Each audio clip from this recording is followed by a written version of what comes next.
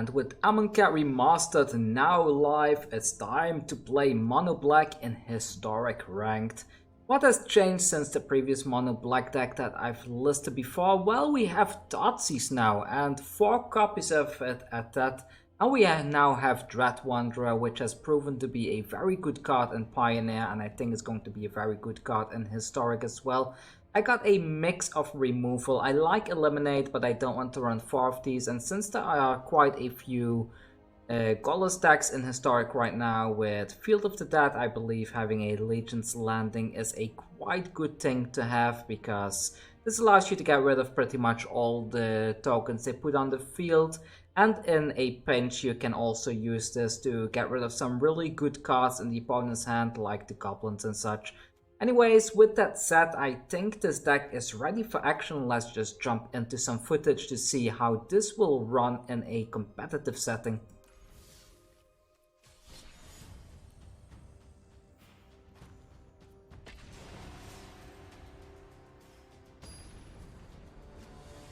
Alright, here we go, and we're up against Ill as our first opponent. I will try to keep the introductions to the decks a bit shorter than I usually do, and this is a good hand. We have a turn 1 Knight of the Ebon Legion, no turn 1 Thoughtseize, which would have been even better, but I think this will do. So what do we see first? If they put something down, I might even Grasp of Darkness it. I mean,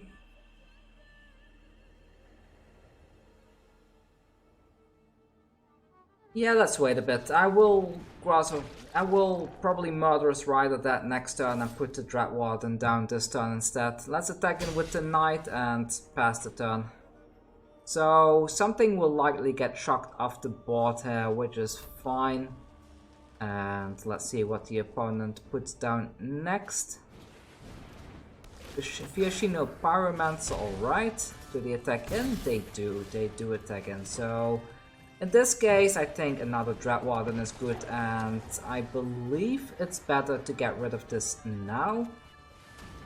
Let's remove that now, and I will attack in with both of these. If the opponent wants to block one of these, I'm fine with that. So they get rid of the Knight of the Evil Legion, but now they have nothing on the board, and we still have 2 creatures. Here comes a Gitu Lava Runner. Anything else? A Magma Jet on me, surprisingly, instead of on a creature.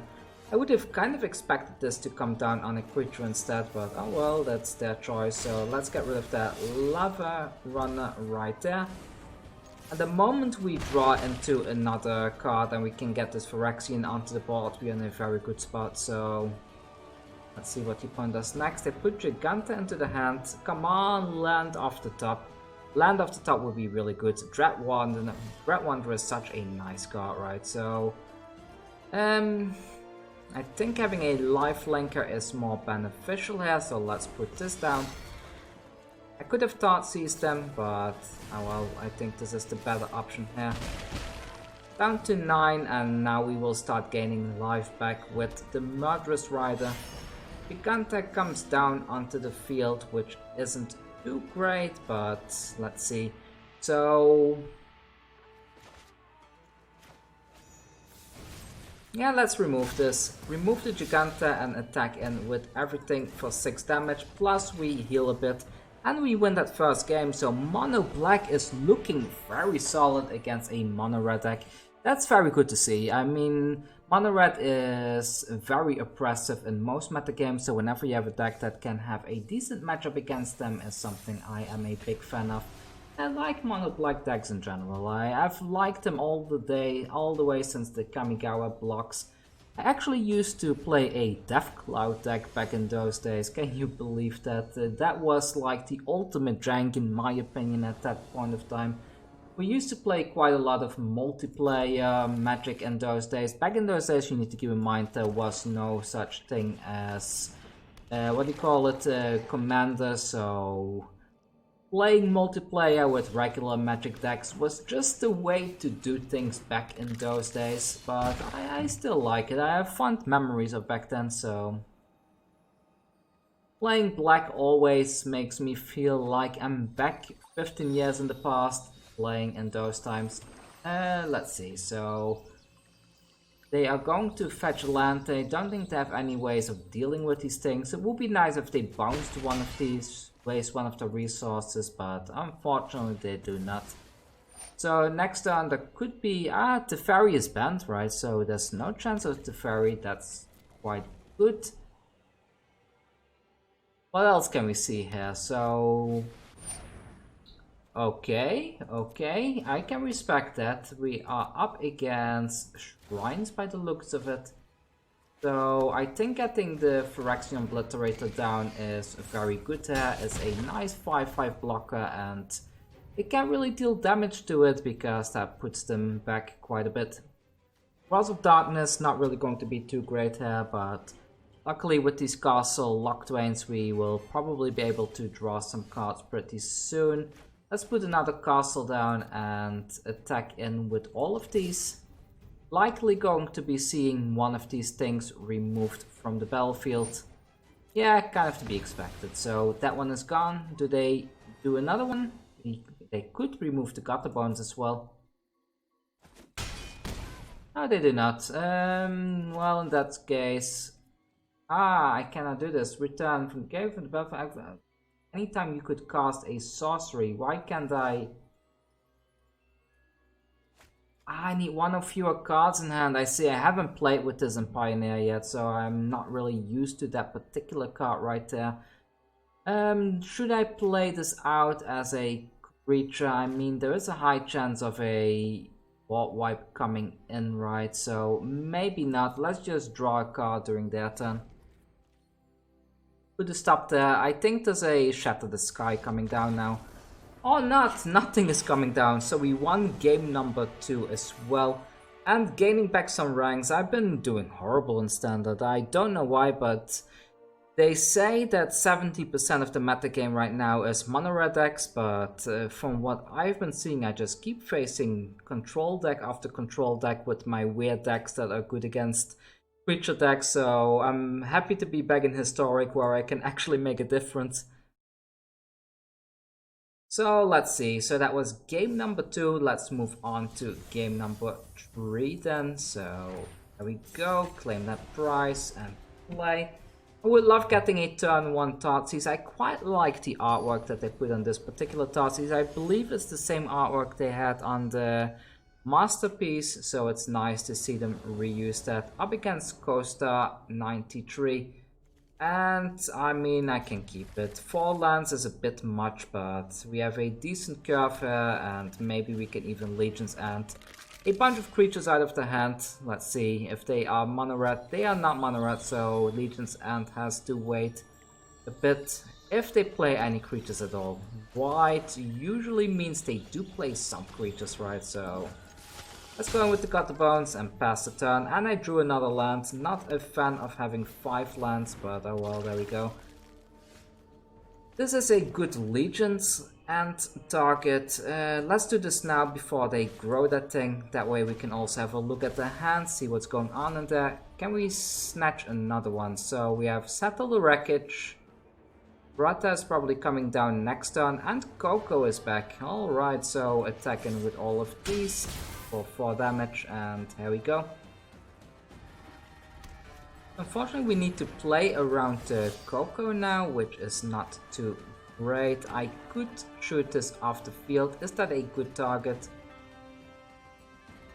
I mean, they are probably gonna Coco us next turn, right? So probably best to get this off the field now then, so I can at least attack in with these creatures one more time before the Settle the Wreckage is live, because they do have the Fatal Passage, so they're likely going for that Settle right there. Yeah, I mean, just attack in with the Aetherborn, I guess. Try to make the Settle a little bit worse. Let's put the Murderous Rider down as well. And I just keep on drawing lands. We 7 lands already. My there. Can I please draw something normal? So they are going to Coco now. Really nice card. I like the new artwork on it.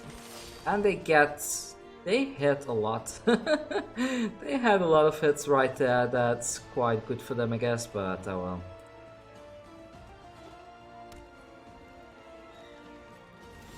So, more lands, really?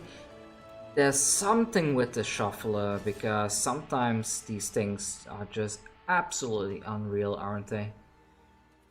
I will attack in just with the Gifted Aetherborn. If they want to settle the wreckage now, they are free to do so. And they chump block? Really? There's nothing... Ah, there is one thing in the graveyard. I see. Well, the Scavenging Ooze is gonna die anyway, so goodbye Scavenging Ooze, and... They put the Ebon Mind Sensor onto the field as well. This is a card I do want to craft. I quite like the Mind Sensor. Quite a cool combination with Settle the Wreckage as well, right? So... Another Aetherborn, let's put it down. And I mean, I can't really attack in here, so I need to wait a bit.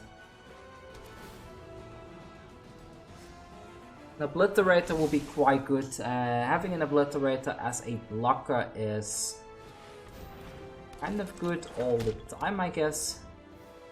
I wish one of these lands were a Castle Locthwain instead. Hey, even more Knights of the Reliquary. Just attacking with the Mind Sensor. Okay, I can respect that. So, as a Knight of the Ebon Legion, well, you have a lot of land, so at least that one doesn't go in vain. And let's attack in with this Aetherborn again. If the opponent wants to block it with one of the Knights, I'm fine with that.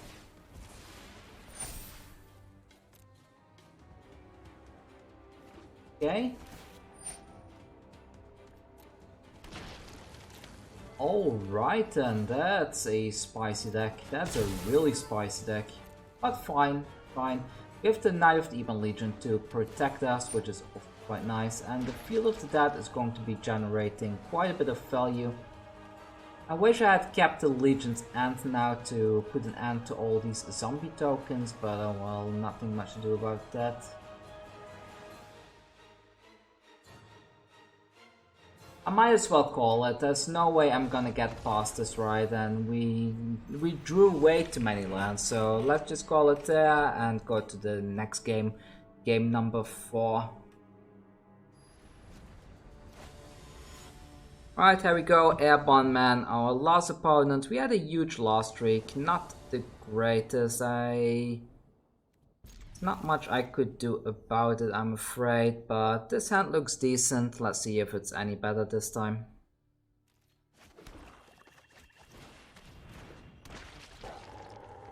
So the opponent goes first. Will be nice to find another 1-drop in our top deck next turn. Ah, there's a 1-drop, so at least we curve out decently. I will attack in with the Dread Wanderer, because I need to start zerging them down as soon as possible. If they want to trade, I'm fine with that, but I doubt that they will.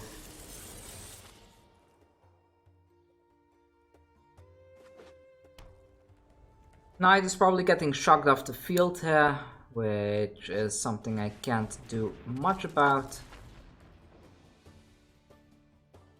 Another Soul Scar Mage, and yeah, there's that shock that I was talking about, and they can attack in with their Soul Scar Mage right now. Attacking with both of these.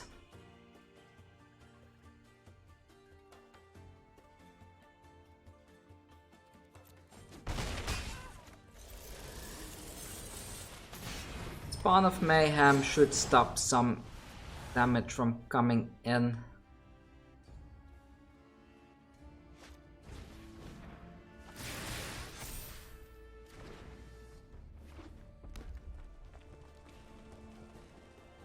Okay, what else?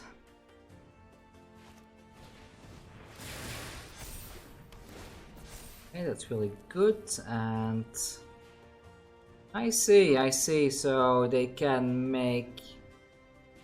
There's stuff unblockable in that way. That's not too great, but oh well, nothing to do about that.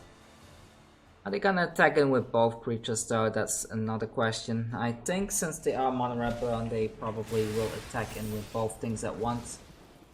They get rid of another creature. There we go, and we're down to 9. Just like that, and now we're down to 8, so...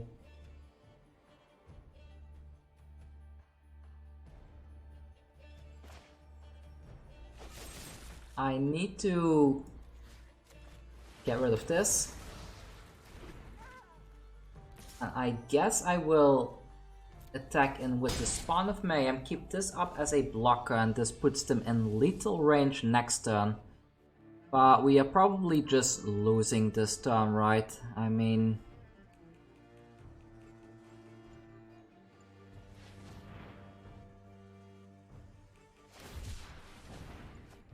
Oh! Are we winning? I did not expect that. Okay then, we actually won that game. Alright, I will take it. I think I'm gonna call it there. I haven't had the most luck with the deck, I have to say. I imagined it would have performed better. But I think there is something for mono black to exist in the current metagame, but it needs to have more lifelink because the amount of damage that comes in right now is so sickeningly much. I faced stuff like mono red several times in Historic and they were all the burn kind like you saw just now, and this was the first one I was actually able to win against the mono red burn deck, so... Yeah, it's a very tough matchup, but I think having Thoughtseize available to us and Dread Wanderer is a very good inclusion for the deck now, and I think going forward Mono Black definitely has means of staying relevant in the current metagame. So if you like this deck, please leave me a thumbs up and leave me a comment down below how you think I can improve it. If you don't like it, let me know down below why, because, well... I want to create fun decks. I think this deck does well though. I mean, we had a decent win rate even though we had some very poor matchups, and if you want to play mono black, I think this is the deck to go with. With that said, see you all tomorrow or so with the next video. I had some draft videos coming up, but I kept disconnecting, so I don't think it's really much of use to upload that particular footage. Anyways, take care.